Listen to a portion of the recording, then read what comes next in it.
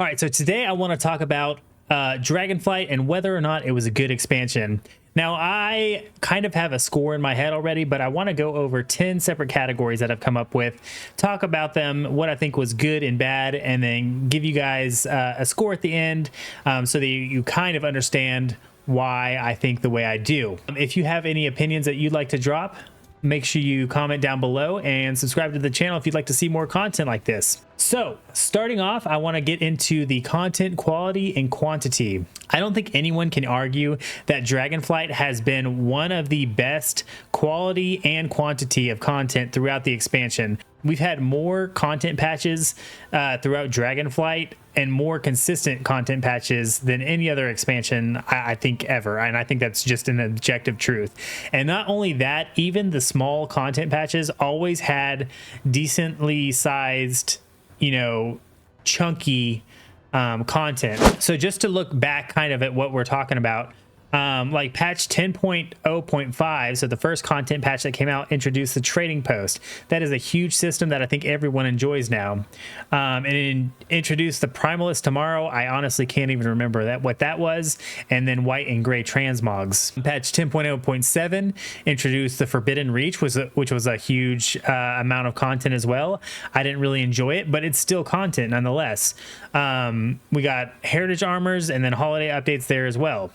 Then you get patch 10.1, the regular juicy content patches with new raid, new zone, profession updates, and then user interface improvements. I can't really remember what those improvements were, but there was not a single patch throughout Dragonflight that didn't have something that I was like kind of excited about. We got the Mega Dungeon in 10.1.5, content and system updates. Can't really remember what that was. 10.1.7, holiday refreshes, content and system updates. This was probably the weakest patch of the entire expansion. There was new story and quests. Again, I can't remember what they were, but we're still getting regular content patches throughout the entire expansion. You get your next big juicy patch in Season 3, patch 10.2. And then we get 10.2.5 with tons of stories. These were some of my favorite stories, right? I think that was the one with the planting of the new world tree for the Night Elves, the reclamation of Gilneas, follower dungeons. I think that's a huge content chunk, even though I don't really use it or am necessarily excited about it. I think it's still a huge thing for the game as a whole. The Azerothian Archives, again, I didn't participate in it, but you can't deny that is a good size of content there. Then we get to patch 10.2.6, and we're going to talk about this a little bit more, but that was freaking Plunderstorm. One of the greatest things ever to be added to World of Warcraft ever. You get Season 4, Dragonflight raids revisited. That was the Faded raids or whatever they were called. Honestly, there wasn't a ton in this patch now that I'm looking at the roadmap that I can remember. But then we get we get Mop Remix in 10.2.7, as well as new holiday events. And now we're into the pre-patch, and I think there's going to be a good amount of content once we get into the next week. But even without that, we get the war bands. I don't know if you'd consider that this current expansion or next expansion, but I don't think anyone could deny that Dragonflight has had the quality and quantity of content that we would expect. That's the problem I've had with Dragonflight. It's hard to separate it from what WoW has turned into as well. There has been so much content between Dragonflight, but then also the classic versions. We've had SOD come out, we've had Hardcore. I have never been bored with World of Warcraft as a whole throughout the whole of Dragonflight, and it's not just the retail version of the game. And whether you like it or not, that's all included in your subscription. So even if you wouldn't consider that part of the expansion, it's not anything that you have to pay extra for. So in my opinion, the content is just there. I don't think you could rate content quality or quantity anything other than a 10 out of 10. The next thing I want to talk about is the story and the lore. I am kind of a nerd when it comes to the lore of World of Warcraft. I came into Dragonflight, I was super excited. It was about dragons, it was about elementals, it was about the Titans. These are all core to World of Warcraft, and I really thought we were going to get an exciting story that kind of itched that scratch I had that was missing from Shadowlands. We didn't really get that. The the leveling experience, I don't even remember what happened. We were trying to track down these O stones that were going to restore the dragon's powers, but that doesn't really make sense because they lost all their powers back in Cataclysm when they had to give it up to stop Deathwing. But now randomly there's just these O stones that you can empower to get your powers back. And then what does that even mean? I wasn't super into the raid, so maybe I'm missing something here. There were some exciting stories throughout Dragonflight. Specifically, the one that I really liked was the formation of the new world tree, and kind of getting to see that play out. Tyrande and Malfurion reuniting, that kind of stuff. But I can't remember anything in Dragonflight that was just juicy, you know, awesome stories. Yeah, I don't really have any much other to say than that. I think story and lore was actually probably the weakest part of Dragonflight, but we'll get back to that later. Next, I want to talk about the expansion's features.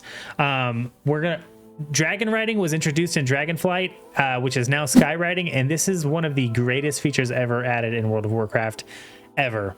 I don't think anyone there are people who don't like dragon riding. I can't really wrap my head around it. There's so much more fun to a dynamic flying than just static flying across, turn on your auto run. It's so much more engaging, and I've never gotten tired of it. You know, there definitely are times where maybe you get annoying, you're not paying attention, and you run out of vigor, but that doesn't happen too often, and I'm so glad we get to carry this forward. I can't imagine World of Warcraft without dragon riding now. So an absolute win there. Solo shuffle, I want to talk about this more a little bit later in PvP, but just in general, I think it was a great addition to the game. I think a lot of us kind of forgotten about this, but there was so many UI improvements that were included in the launch of Dragonflight, including the edit mode, which is a huge W for World of Warcraft, and many things that kind of replaced what add-ons had done for the game in the past, which in my book is a huge W. Anytime you can get rid of an add-on for something that's in the base game is awesome. We got the new talent trees in Dragonflight, and the new talent trees, I wasn't sure about them at first, because I was never one who was like, yeah, the classic talent trees were just so much better.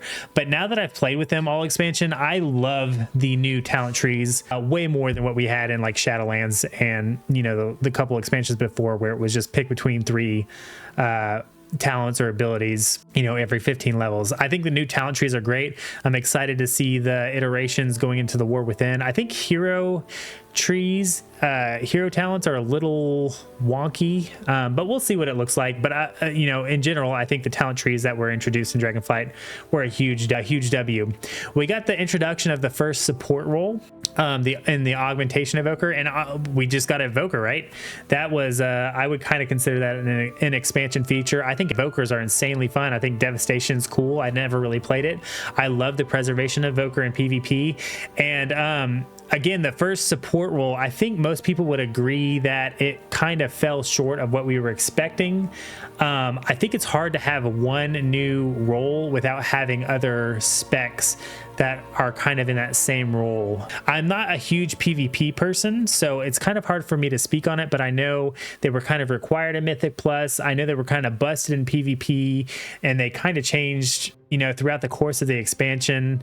I still think it's cool that they tried to implement it, and I honestly hope that they try to put a little bit more effort into the support role going forward and maybe make it its own thing instead of just filling the DPS role. I think in order to get a support role to work, you have to have at least 3 or 4 other specs that also perform that same role and kind of make it, I don't know that required is the right word, but it needs a little bit, you need more than one spec to have that role is all I can really say. And then there was also a profession revamp. I'm not a profession guy either. I'm just a PvPer, but I love the crafting system compared to what we've had in the past where it's just buy gear off the auction house. The crafting system was actually pretty cool, especially as you get later into the season and you're looking to optimize your gear.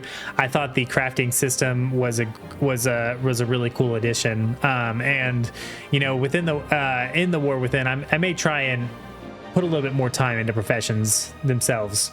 Next, I'd like to talk about class balance. I'm probably going to say this 1,000 times this video, but I'm not super into PvE. I was into PvP the entire expansion, and I thought the class balance was actually generally really good. There were definitely, you know, patches here and there that felt really bad, but I think the overtuned classes were fixed within a relatively good amount of time. I think patch 10.1.7 was the Ret Paladins going crazy. You just had them, you know, instantly gain 400 rating on the ladder. I think there was definitely maybe even too long of a time, like a month or two, where Demon Hunters were really powerful. But other than that, PvP has felt more balanced than I've ever experienced it. It's felt like every class has a spec that works. It hasn't felt like you just couldn't play a single class. Obviously there are better specs and worse specs, and there probably were some, you know, just absolutely terrible specs that you couldn't play, but I think every class had a spec you could play. And yeah, that's all I really have to say about balancing. I thought the balancing was really good, and I hope we continue to see balancing like this going forward. Next, I want to talk about the graphic and art design. Now I'm going to pull up my game and kind of look through here. I think the Dragon Isles were fantastic. They are the biggest zones we've ever seen. I can't remember the comparisons in size, but I don't think we've ever got this big of zones ever. Each zone kind of looked pretty cool. The Xerolite Caverns were cool. The Emerald Dream was pretty cool. The raids looked fantastic. I didn't do a ton of raids, but the Vault of the Incarnates was awesome. Aberrus was great. And then what was the last raid? Amirdrasil. Dude, I loved Amirdrasil. I spent a lot of time doing the legendary on my warrior in Amirdrasil, and I loved the raids and the fights, and everything looked great. Honestly, World of Warcraft never really misses with the art, so not really much to say there. I think the art and graphic design was fantastic. The sounds and music. I was not even going to include this in this video because literally, even more so than graphic and art design, WoW never misses with the music. I'm not someone who just listens to the soundtracks. I go into the game files and download every music game file there is and listen to that in a playlist. And it's like the music is always so good. They hire fantastic composers, and I've never not liked this in expansions music. There are definitely a couple expansions that I've liked a lot more of the songs. You know, more often, I guess is how I would say that. But Dragonflight has been fantastic. If I were to rank it, I'd probably not put it in like the top 3, but music, like, it's still a 10 out of 10. You know, those other expansions were just at 11s. Then we're going to talk about alt friendliness. I don't think anyone could argue this either. Dragonflight has been the most alt friendly the game has ever been. Again, I'm mostly just PvP this expansion, but you could have an alt up and running in PvP within like an hour of hitting level 70. Not even that. Now that is coming from someone who plays a healer main in solo shuffle, so I always had conquest to send boxes over, and you did have to wait to get to that point. But even if you didn't, like, as long as you had the honor gear, as long as you kept your honor capped at the end of a season, like, you could pick up an alt and do well in rated PvP immediately. I did get KSM every single season, and even that, like, gearing my characters for PvE never felt bad. I'd love to hear if anybody thinks I'm wrong on this, but I don't think the game has ever been this alt friendly, and it looks like going into the War Within we may be even more alt friendly, which would be freaking fantastic. So then we're going to talk about PvE. Again, you're going to have to just take this with a grain of salt because I'm not a huge PvEer, but I did get KSM every single season. I didn't do a ton of raiding until season 3 because I needed that legendary. Mythic Plus, I think I'm going to get backlash on this, but I thought the way they did it was fine, where we had 5 Dragonflight dungeons the first season, along with 4 previous dungeons, and they kind of continued that throughout the expansion. I didn't have to spend an entire season grinding out these dungeons the entire time, so I definitely understand that people probably have qualms with different dungeons, but I thought each of the Dragonflight dungeons, at least aesthetically, was pretty cool. There were definitely some that I didn't enjoy doing, but I think that had more to do with, you know, the groups I was in rather than the dungeons themselves. If there was any dungeons that you just absolutely hated and you thought were terrible in Dragonflight, let me know down in the comments. But I thought the dungeon rotation was actually pretty good in Dragonflight. As far as raids, I did all the faded, or I don't remember what they were called at the end of season 4. I did all the raids at least once at the end of the expansion. I thought the Vault of the Incarnates was probably the coolest raid. Mirjorsil was way up there for me as well. That's the one I spent the most time in. I thought Aberrus was a little I don't know, it's hard for me to give an accurate rating on these raids because I didn't really ever have to progress to them, and I think you really have to do that to really accurately give a rating to raids. But I thought aesthetically all the raids were pretty cool. And you know, season 4 where you get to rotate between the 3 and do them pretty easily, I like that kind of thing. I thought season 4 was a good iteration of what they did in Shadowlands. I know some people are like I know some people think that the content just being kind of recycled in season 4 is not that great, but I think they gave us so much content in season 4 between Plunderstorm and Mop Remix that you can't really, I don't know, I don't want to sound like I'm just glazing Blizzard, but like we got so much content on top of getting a recycled season 4 that it felt like the value was there, right? There was always something to do in the world, right? Every single patch had something. There was the hunts, there was the Farak assaults, and then in season 3 there was the Emerald Dream stuff, and again I had to do a bunch of the Emerald Dream stuff. I knew I would be raiding in season 3 and would probably be doing a little bit of season 4, so I wanted to go ahead and get that enchant that you could get on your helm, so I did a lot of the Emerald Dream stuff. I thought it was pretty cool. I like doing the meta achievements for the Emerald Dream. I kind of wish I had done all of the other ones throughout the expansion so I could have that good pupper, I can't remember what his name is, Tyven. But I mean, for if you like enjoy if you enjoy world content, there was tons of it throughout the expansion, so I think that's a huge W for the game. Next I want to talk about PvP. So this expansion introduced Solo Shuffle. I kind of already said that it was probably just a good good inclusion for the game. I think LFG is absolutely terrible, and what I do like about Solo Shuffle is you just get to queue. The thing is, DPS queue times were terrible because healers don't want to queue, or at least not at the same rate that DPS want to queue. There's an imbalance of healers to DPS, which is a huge issue.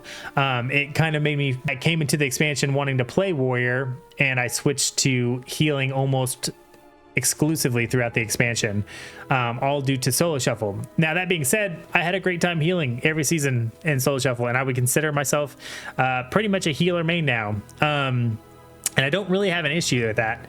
That being said, I think Solo Shuffle drastically hurt 3v3s, which is what I wanted to do coming into the expansion. I wanted to push Gladiator, and season 1 honestly completely kind of deterred me from doing that, or at least pushing as hard, because it felt like there was nobody queuing. It felt like everybody was in Solo Shuffle. There was nobody playing LFG. I was excited for the inflation that you feel with a new expansion, with everybody, you know, queuing 3s, and that's just not what was happening. Everybody was queuing Solo Shuffles. That being said, I think I have to kind of just move past that and just queue 3s anyways, because I grinded out, you know, as hard as I could Gladiator for season 4. We didn't hit it, but we got pretty close, and generally speaking, the last season of an expansion is the worst time to do it, so you know, I kind of shot myself in the foot there, but I had a lot of fun doing it. 3s is still really fun. Solo Shuffle is great. I'm so excited to see what they're doing in War Within with BG Blitz, but I am very scared that it's going to hurt 3s even more. And then we've already talked about this, but I thought PvP balancing was generally good throughout the entirety of it, Dragonflight. Lastly, I want to talk about value for the money. So this kind of encompasses everything, but when you really think about it, what do you have to spend to play World of Warcraft? You have to buy the expansion, and you have to pay $15 a month. We've all been paying $15 a month for, you know, 20 years now. You know, maybe you haven't played that long, but everyone plays that $15 a month. This has been the most value you've gotten for that $15 a month ever, in my opinion. I honestly, I don't think that can be argued. Between all the game modes of World of Warcraft, I consider that a part of the Dragonflight expansion. Between all the game modes plus what is truly in retail, this is the best value we've ever gotten for our money. And especially in season 4, dude, Plunderstorm, God, would they please bring Plunderstorm back? Blizzard, please bring Plunderstorm back. Mop Remix, and then just all of the different things in retail. A lot of them I don't engage in, but there was always extra stuff to do if you wanted to. The trading post has been a great value added. Again, I know people like to complain about it, like not having enough currency or things costing too much, but it's free cosmetics that we didn't have before for the exact same price that we've always paid. So I don't find any fault there. I think the value for your money is at an all-time high. So with that, I want to give my final rating of Dragonflight. For me, Dragonflight is probably, I don't know, top 3-4 expansions ever. I think people may disagree because of, you know, maybe how they're feeling right now, but I think when we look back on Dragonflight, amongst the collection of all the expansions, I think it was great. I think the weakest point of Dragonflight was the story for sure. But other than that, I thought Dragonflight was a great expansion.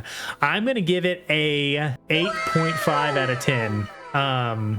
Yeah, I think it was I don't think it was just a good expansion. I think it was a great expansion. I think it was near perfect. If you would like to drop your opinions down in the comments and let me know if you think I'm just absolutely wrong, or if you think I'm right, what you think I'm wrong about, let me know. And again, please subscribe to the channel if you like this type of content, and I will see you next time.